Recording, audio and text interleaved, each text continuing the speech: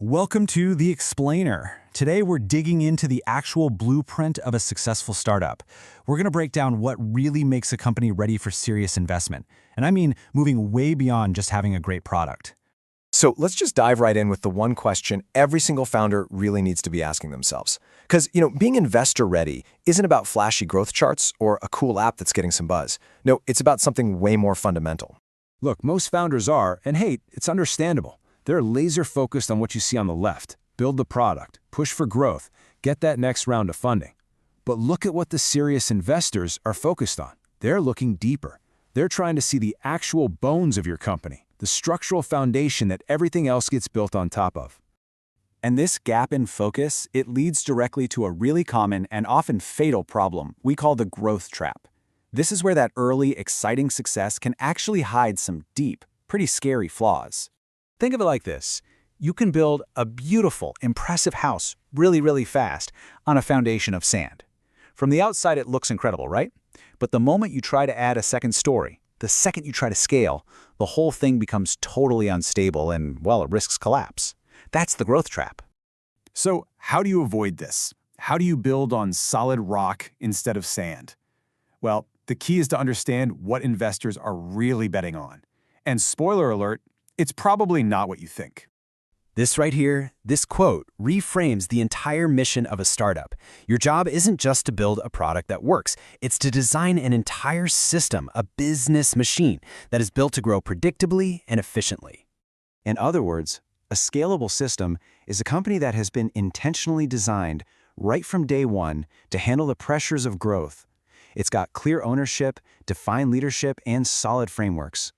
It's what you need to attract top talent and operate like a real, professional organization, not just a passion project. All right, so let's move to the very first pillar of building this system.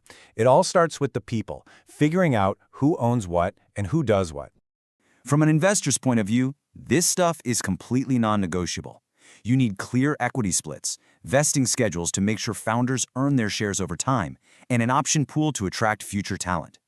This isn't just boring paperwork. It signals that you're professional, you've thought ahead, and you're dead serious about building a real company. And this is exactly why clear roles matter, even if you're a tiny two-person team working out of a garage.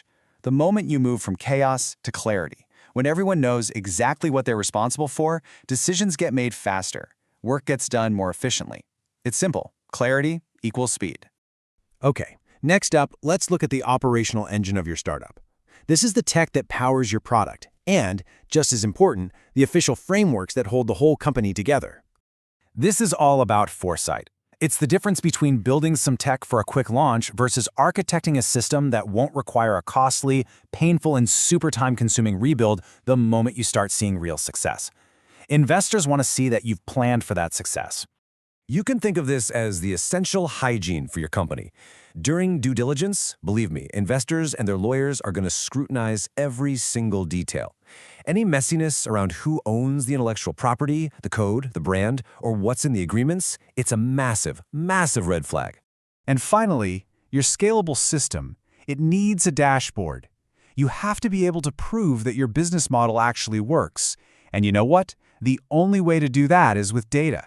This is how you build true investor confidence.